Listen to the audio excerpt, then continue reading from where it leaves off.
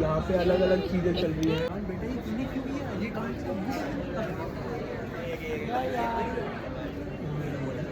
क्या लोग हैं हमारे स्कूल देखे लोग और ऊपर करना सब दिखे सर आगे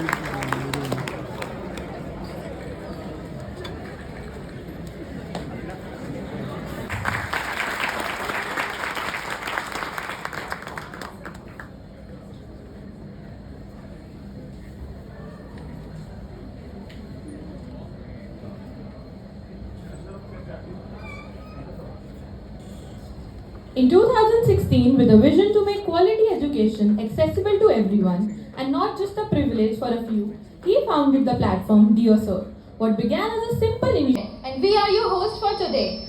In every season of leadership talks, we spotlight people who don't just follow a path, they have built their own. People who have turned everyday experiences into life lessons for an entire generation. Today's podcast will explore a theme that's reshaping how we learn and grow in today's world. Learning beyond limits. Because let's be honest, we live in a world where education is not only confined to one classroom and where internet has become our biggest teacher. But amidst all that content, what truly makes learning meaningful and what makes someone a better teacher in this digital age? And to help us reflect on that, we are joined by someone who's modernized how millions learn. None other than Dear Sir Kashif. He is the founder of one of the most popular and loved आप लोगों के साथ हमेशा ही मुझे बहुत अच्छा लगता है जब भी आप लोगों से इंटरेक्शन होता है क्योंकि आपकी वजह से ही I get that motivation to work more and more so thank you so much once again for you So, observing the impact you have globally on students, what is the core mission you're trying to achieve through this platform? My sole mission is to provide free education to all. That is the solo mission, and I would say my vision is to empower students who don't have access, who don't have resources. और आज के time में जहाँ हमें ऐसा लगता है कि हम बहुत एक ऐसी एज में जी रहे हैं कि टेक्नोलॉजी है, रिसोर्सेज की अवेलेबिलिटी है, yet we have not done, I would say we have not put that impact जो कि होना चाहिए था. वो क्या रहा है कि सबके लिए इंस्पिरेशनल फिगर है.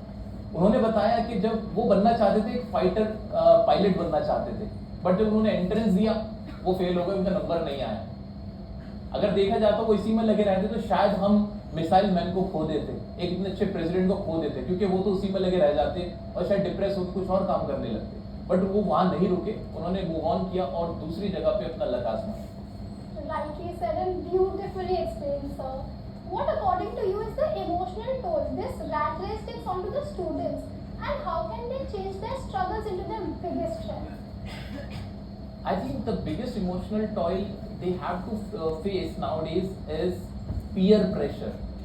आज के समय में पेरेंट्स की तरफ से इतना पीयर प्रेशर होता है बच्चे के ऊपर क्योंकि तेरे भैया ने तो ये किया है तो तुझे भी यही करना होगा देख तेरी बड़ी दीदी ने ये किया है देख तेरी कजिन ने ये किया था तो तुझे भी यही करना होगा ये सब्जेक्ट पढ़ना है तो सोच के देखिए लेकिन बच्चे को हम देखते हैं कोई बच्चा अगर 90% ला रहा है वो बच्चा 12th के अंदर 5 के 5 या 6 के 6 सब्जेक्ट में 90% लाता है तब जाके 90% बन रहा है उसका सो जब वो इतना पढ़ सकता है तो आपके पास सिर्फ एक सब्जेक्ट होता है टीचर्स को समझना होगा आपके पास सिर्फ एक सब्जेक्ट है उसी पे ध्यान देना है दिन रात पढ़ाना है सालों साल पढ़ाना है सो आपके खुद के अपने मेथड्स होने चाहिए फॉर एग्जाम्पल एक टीचर हो सकता है जो पढ़ाते हुए बॉलीवुड का एग्जाम्पल दे दे उससे कनेक्ट कर सकता है आपके आसपास के माहौल से कनेक्ट कर सकता है आपके आसपास की रखी चीजों से कनेक्ट कर सकता है फॉर एग्जाम्पल मुझे कोई एग्जाम्पल देना हो मैं इंग्लिश पढ़ा रहा हूँ मुझे प्रेपोजिशन पढ़ानी है और मुझे ऑन का इस्तेमाल पढ़ाना है मैं पता है क्या करूंगा ये बॉटल यहाँ रखी है मैं उसे हाथ पे रखूंगा और ऐसे करके पढ़ा के सिखा दूंगा देखो ये सरफेस से बॉटल रखा है बात ही खत्म होगी सो इतना सिंपल है बट आपको अपने सब्जेक्ट का एक्सपर्ट बनना होगा और उसी तरह से आपको शो करना होगा फिर मुझे लगता है कोई स्टूडेंट ऐसा नहीं है यार जो पढ़ना ना चाहता हो सब पढ़ना चाहते हैं तभी तो एडमिशन लेके वो क्लास में बैठे होते हैं फीस पे करके बैठे होते हैं वो एक टीचर ही है जो वहाँ का हीरो है उसके हाथ में सारा कंट्रोल है अगर वो उस कंट्रोल का सही इस्तेमाल कर दे तो हम बहुत अच्छे टीचर्स भी देख पाएंगे और शानदार स्टूडेंट्स भी Sir, that really puts the spotlight in the needs that are required in the classroom these days. What new skills that a teacher should develop to stay relevant in this digital age? I think we all know that this is the time of social media. I think everyone is using Instagram Reels and Facebook and YouTube. अगर आप सोचोगे कि अगर आप बिल्कुल conservative हो जाओगे, Orthodox हो जाओगे और सोचोगे कि हम इन सब चीज़ों से दूर रहे, तो आप बच्चे से कभी कनेक्ट नहीं कर पाओगे। आपको बच्चे से कनेक्ट करने के लिए उसकी जिंदगी में झांकना होगा कि वो कैसी लाइफ गुजार रहा है। अगर बच्चा दिन में 1-2 घंटे कम से कम सोशल मीडिया यूज कर रहा है, तो आपको भी एक अंडरस्टैंडिंग होनी चाहिए कि कौन है भाई आज के टाइप के इन्फ्लुएंसर, किसके वीडियोस चल रहे हैं, क्या है उस कंटेंट के अंदर, और फिर बच्चे को आप उसके हिसाब से कनेक्ट करोगे तो आई थिंक बच्चा आपसे ज्यादा कनेक्ट हो पाएगा, फ्रैंक हो पाएगा, और आपकी दोनों की जो बॉन्डिंग है वो स्ट्रांग होगी। और जब बॉन्डिंग बन जाएगी तो फिर पढ़ाने का काम ऑफ कोर्स बहुत इजी हो जाएगा। Wow, so I totally agree with you. But so, was there ever a time in your life when you felt lost or when no one believed in you? If so, then how did you cope up with it? वो तो अब भी होता है। बहुत सारे लोग हैं जो आपका अभी भी साथ नहीं देंगे क्योंकि आप अलग होते हो। If you are different, if you think different, so you have to face isolation. People will not support you. People will not support your ideology, your thought process. Because धारा के विपरीत बहना बड़ा मुश्किल कार्य होता है भाई। So जैसे मैं बात करता हूँ फ्री एजुकेशन की, I don't believe in paid course, online paid course. I don't believe at all. उसका एक रीजन है, बड़ा पुख्ता रीजन है। If you are a YouTube educator, आपसे उम्मीद की जाती है कि आप बच्चे की हेल्प करें। अगर आप भी कोर्स बेचने लगोगे, आप भी पेड कोर्स ही बच्चों को दोगे, तो फिर हेल्प कहाँ से होगी? उससे अच्छा तो ऑफलाइन कोचिंग क्लासेस है, वहाँ बच्चा बैठता है, उसके साथ और भी उसके क्लास फेलो होते हैं, टीचर्स होते हैं, पर्सनल इंटरेक्शन होता है, तो वहाँ उसको ज़्यादा फायदा होता है। अगर हम जैसे लोग भी सिर्फ पेड एजुकेशन ही देने लग जाएंगे, तो मुझे नहीं लगता कि भारत में बच्चों का कुछ भला हो पाएगा। जब भी मुझे लगता है कि मैं अकेला हूँ या मेरा कोई साथ नहीं दे रहा है, या पहले कभी ऐसा फील हुआ है, then I believe on my intent. मेरा इंटेंट क्या है? My intent is very clear. I am honest. I never tell a lie. मैं कभी झूठ नहीं बोलता होता हूँ। तो फिर वो जो honesty है, that helps me a lot. My mind is very clear. My intent is clear. So उसके बाद फिर डर नहीं लगता और फिर बस मेहनत करो। Thank you so much, sir. That was such a wonderful conversation and very insightful. Now, let's move toward the rapid fire segment. And to keep it crisp, I humbly request you to answer in one-liners only. Sure. So, sir, the first question is a subject you would not want to teach. Not want to teach.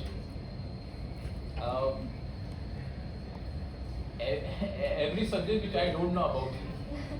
What's more stressful, CA exam or Wi-Fi not working mid-lecture? Of course, CA exam. One word your students would use to describe you. Sorry. One word your students would use to describe you. Dear sir. If you weren't a teacher, what would you be doing right now? I would be an anchor like you.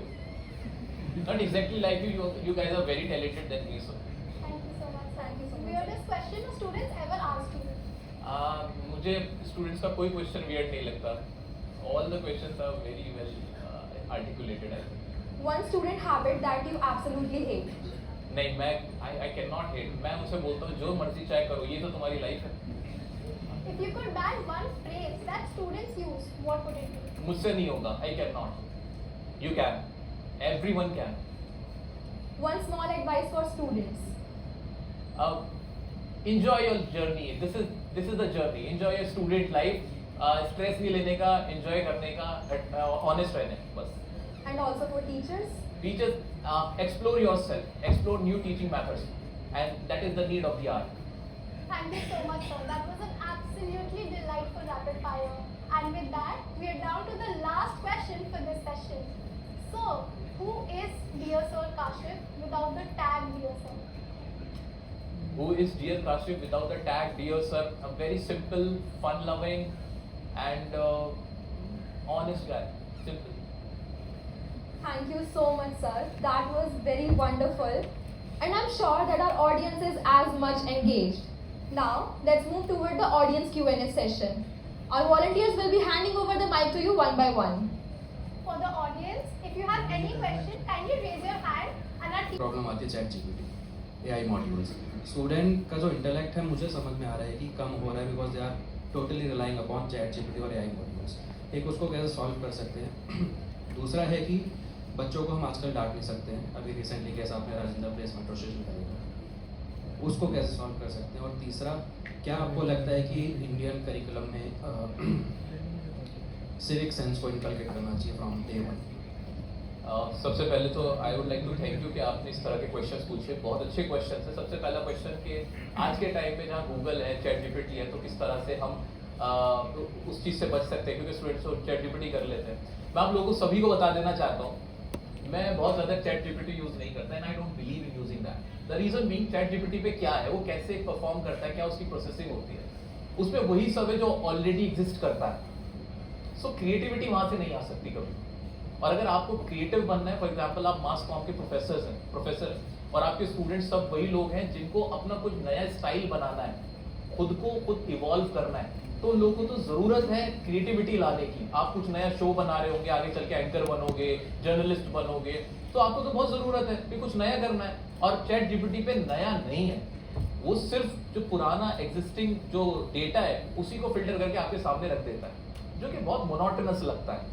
So what I believe कि आप सभी लोग chat GPT को समझे कि वो कैसे perform करता है। जब आपको समझ में आ जाएगा कि हाँ भाई ये तो सिर्फ वही चीजें दिखा रहे जो ऑलरेडी एग्जिस्ट करती हैं। अगर आप उससे कहो कि बहुत अच्छी मुझे शायरी सुनाओ, वो इतनी बुरी शायरी बताएगा कि आपको मजा ही नहीं आएगा, क्योंकि जो असली चीजें हैं वो किसी वेबसाइट पे पड़ी होंगी, शायद आपके टेस्ट की चीजें कहीं और होंगी, और कुछ नया तो होने वाला है ही नहीं वहाँ पे। सो इस चीज का आपको ध्यान रखना है। दूसरा सवाल था कि बच्चे को आज के टाइम में, अभी राजेंद्र प्लेस मेट्रो स्टेशन पे एक बच्चे ने सुसाइड किया, बड़ा अनफॉर्चुनेट था। बच्चे को डांट नहीं सकते, बहुत ज़्यादा स्ट्रेस हो जाता है बच्चे को, इस तरह के कदम भी उठा लेते हैं। अभी मुजफ्फरनगर में एक बच्चे ने फीस के ऊपर, मैं देख रहा था, उन्होंने सुसाइड कर लिया था बच्चे ने, तो वहाँ भी इस तरह के केसेस आए थे। So I think this is the time where we need to have empathy with students.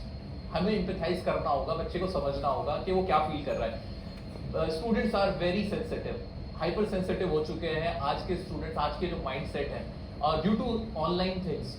आज के समय में बच्चा मजबूत नहीं है मेंटली, क्योंकि वो सब ऑनलाइन डेटा कंज्यूम कर रहा है, वो रियल लाइफ की चीज़ों से, प्रॉब्लम से अभी बहुत दूर है, वो नहीं समझ पा रहा है। पहले एक कोट होता था, spare the rod spoil the child, कि अगर आपने डंडे से बच्चे को नहीं मारा तो बच्चा बिगड़ रहा है। आज नहीं बोल सकते। सो आज के हिसाब से हमें बच्चे के साथ उसकी फीलिंग्स को समझना होगा कि वो क्या महसूस कर रहा है। और तीसरा क्वेश्चन था आपका कि सिविक सेंस नहीं है, and I think teachers have a bigger role to play. Civic sense के ऊपर कोई बात ही नहीं करेगा तो सिविक सेंस आएगा कहाँ से? जब तक हम लोग टीचर्स हुए, एजुकेटर्स हुए, इन्फ्लुएंसर्स हुए, जिस तरह से भी स्कूल्स में, कॉलेजेस में, सोशल मीडिया पे हैं, हम जहाँ पे भी मौजूद हैं, हमें सिविक सेंस के ऊपर बात करनी होगी। सिविक सेंस ऐसे ही नहीं आएगा। हमें सबसे पहला काम करना है भाई, जो अब्यूजिव लैंग्वेज है, जो फाउल लैंग्वेज है, उससे दूर रहना है। हमें खुद दूर रहना है, हमें खुद अपने आप को सुधारना है। Be the change you want to become in the world, जो एक कोट है महात्मा गांधी जी का, मुझे वो याद आ रहा है।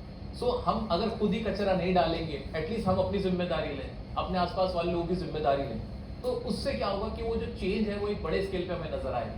सो आई थिंक ये बेस्ट वे है। I hope you got the answer.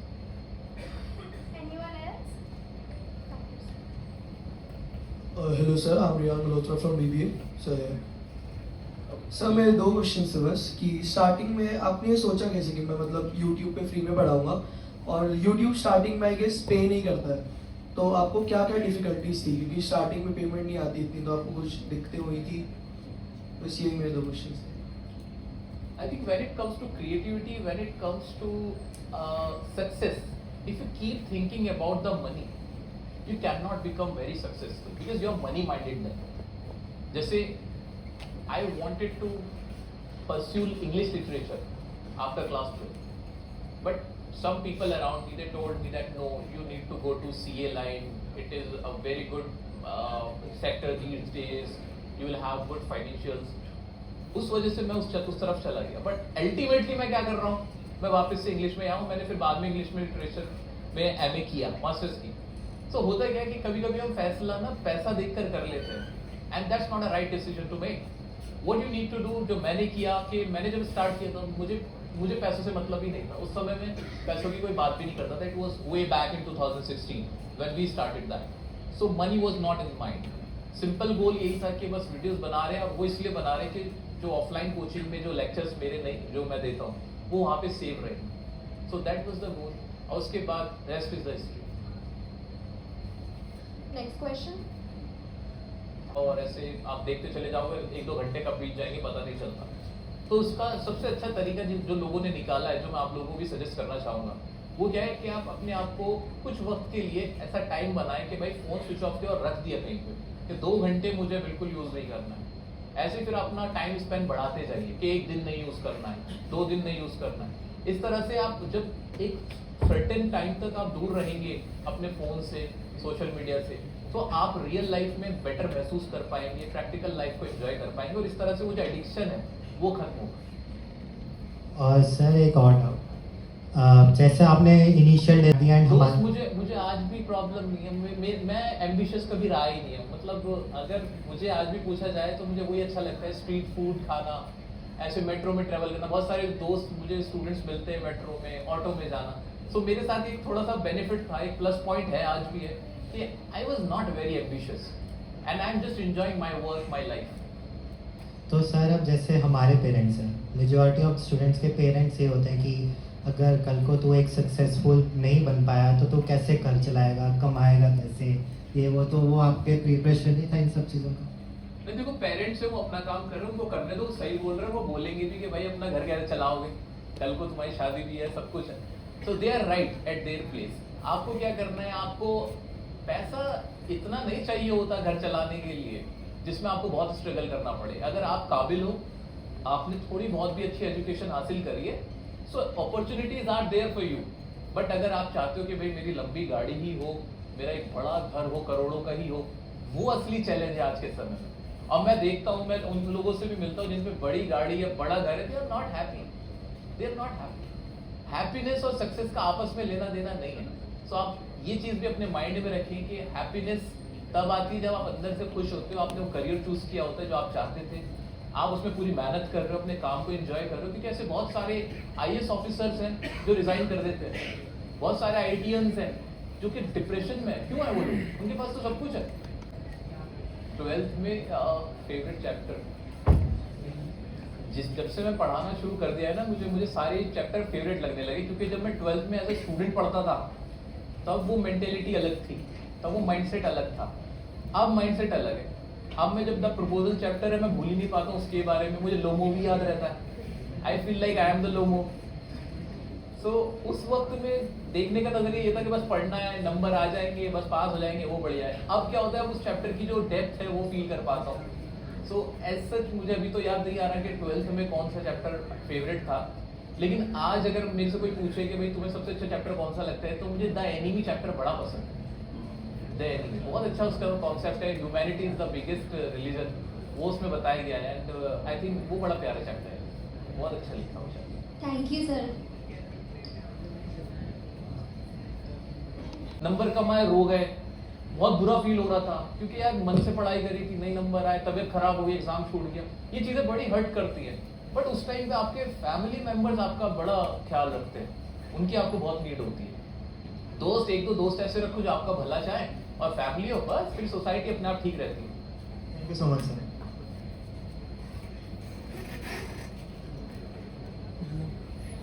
Excuse me, please pass the mic to her.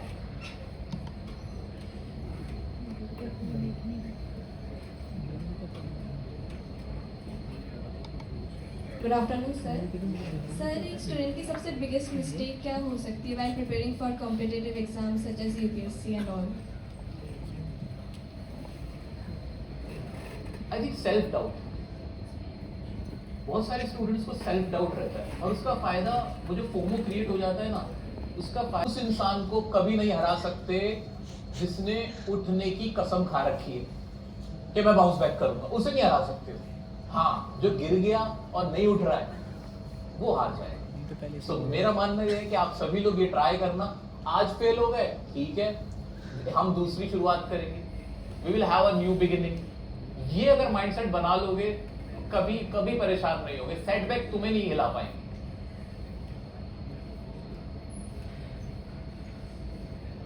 But पूरी क्लास हो गई मेरे हिसाब से, सबने पूछ लिया, जो रह गए उससे भी पूछ लो। Hello sir, my name is Rishabh. Sir, मेरा आपसे ये क्वेश्चन था कि आपके कॉलेज की बेस्ट मेमोरी क्या रही है, और आप हमें ऐसा बता सकते हैं कि क्या हमें आपको सीखने के लिए मिला था, मतलब उस चीज़? बेस्ट मेमोरी कुछ रही नहीं है। मैं सोच रहा हूँ दोबारा कॉलेज ज्वाइन करूँ, बेस्ट मेमोरीज बनाऊँ फिर। तो I am thinking about that. Actually CA के अंदर हमारे रेगुलर कॉलेज आपकी तरह नहीं होते थे. You are very fortunate, you are very lucky that you have got this kind of environment and platform. You are getting the exposure, you are getting such kind of guidance through your professors, through your teachers. ये सब लोग यहाँ पे है आप लोग को guide करने के लिए. So इतनी कम उम्र में आपको इतनी गाइडेंस, इतना अच्छा माहौल मिल रहा है. So you are lucky enough, I think. So enjoy that. मैं भी ज्वाइन करूँगा, सोच रहा हूँ कुछ. Next question. So many people right now are preparing for entrance exam or something like that. And sir, they are very consistent about everything. But sir, फिर भी 1 mark से रह जाते हैं, 2 मार्क से रह जाते हैं. तो sir, does it truly define who we truly are? Like, and we are, we become very stressed that time.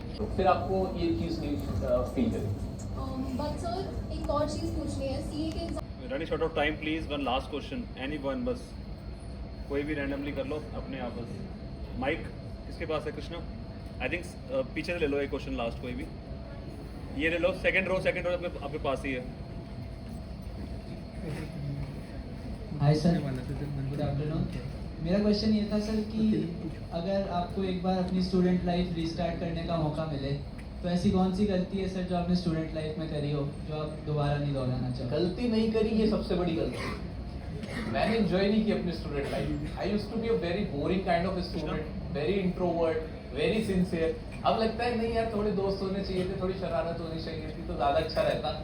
मैंने अपनी कभी लाइफ में बंक नहीं किया, जबकि पहले लगता था बंक करना बहुत बड़ी. आज चीज़ मैं देखता हूँ लोग बच्चे पार्टीज कर रहे होते हैं, साथ में घूम रहे होते हैं, एंजॉय करते हैं लाइफ को. क्योंकि एजुकेशन अपनी जगह है. आपको बस इतना पता होना चाहिए what is right and what is wrong. आपको अपनी लिमिट्स पता होनी चाहिए. And under that if you are enjoying your student life, that's very good. अब करना चाहिए. सो शायद मैं स्टूडेंट लाइफ को एंजॉय करता, टीचर्स के साथ हंसी मजाक करता, उनके साथ भी अच्छा टाइम लगाता, कुछ और दोस्त बनाता, और चीज़ें एक्सप्लोर करता जो मैंने नहीं की. अब कर रहा हूँ. Thank you so much, dear sir, for enlightening us with such a meaningful and purpose-driven session. Your journey and your leadership in digital education has opened our eyes in true impact and authenticity in the online world. Now, I would like to invite Dr. Mandeep Singh, Manager, Placement and Training, to kindly come forward and felicitate dear Sir Kashif with a token of gratitude.